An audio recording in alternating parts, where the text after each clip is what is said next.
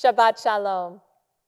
This week, we continue to read from the book of Numbers, and we come upon a troubling episode in which Miriam and Aaron speak against Moses regarding the Cushite woman whom he had married.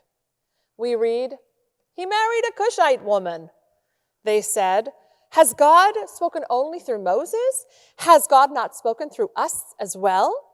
Seeming to demand more power be bestowed upon them and taken away from Moses.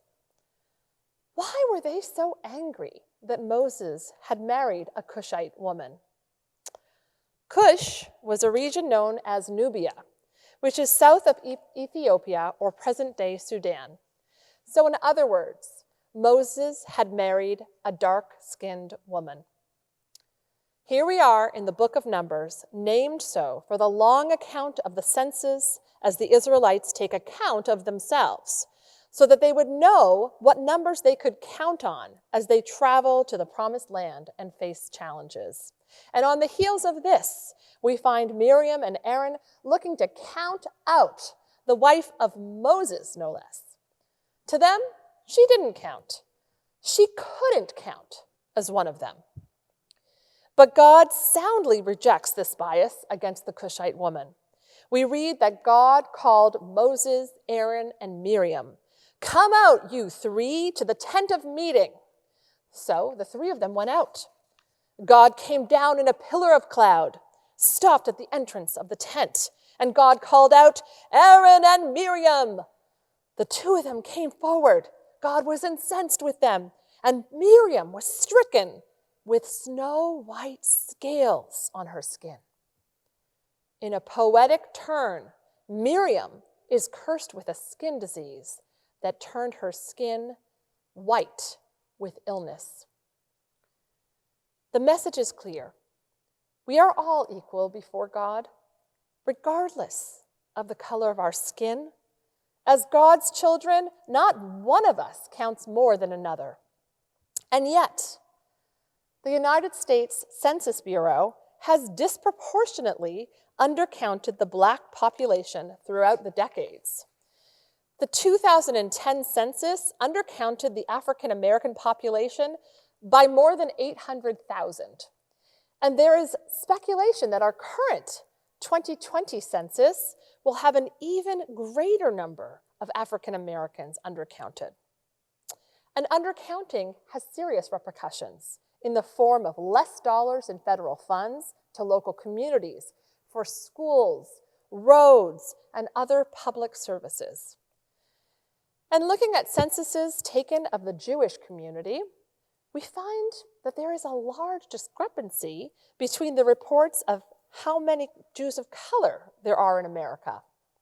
A report commissioned by the Jews of Color Field Building Initiative last year cited that at least 12 to 15% of American Jews, that's just over 1 million people, are Jews of color. This is a huge number. It amounts to about 1 in every 7 Jews. Yet recently, The Forward reported that demographers of American Jewish life, Ira M. Sheshkin and Arnold Dashevsky, argue that Jews of color make up closer to 6% of the American Jewish community. We don't seem to have an accurate baseline metric of Jews of color. And this matters. Miscounting these populations underscores misrepresenting needs. If Jews of color are not properly represented by number, how could their needs be properly addressed?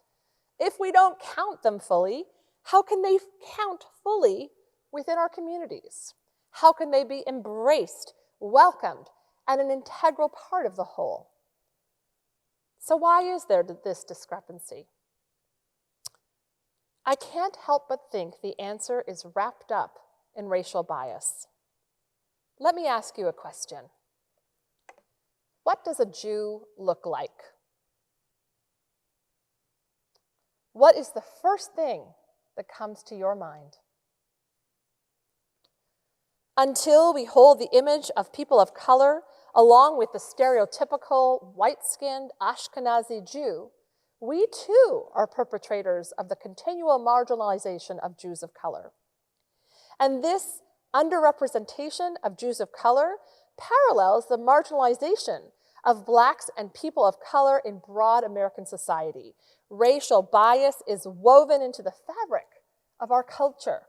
It's everywhere. And if we find ourselves thinking that we do not hold any racial biases, it may be time to challenge these beliefs. To not examine ourselves for racist views would be to allow such views to fester and develop. If you have assumed a Black or brown person pushing a stroller is a nanny, or if you have found yourself moving to the other side of the sidewalk when a Black man walks towards you, if you have found yourself clutching your wallet or purse in an unconscious response to the closeness of a person of color, you are acting on racial bias. When you say, "But I have Black friends," you are not addressing the problem of racism. When you say, "All lives matter" to protesters, you are ignoring racism and allowing it to flourish.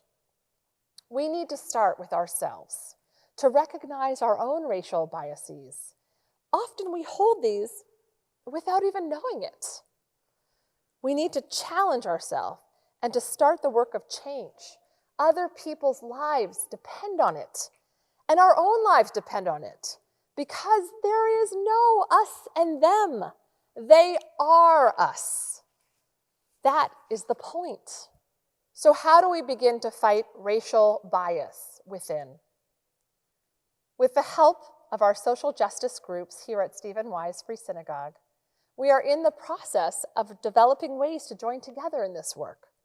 We will uncover our own biases and help others to do the same in a serious, systemic, and sustained manner through educational sessions, groups, and advocacy opportunities.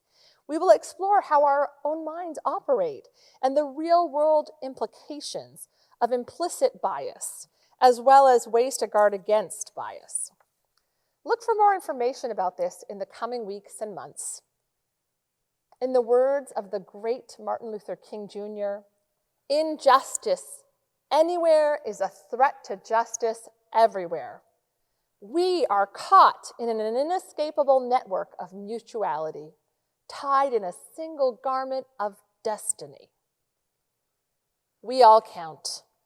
We all need to be counted. But this is just the beginning.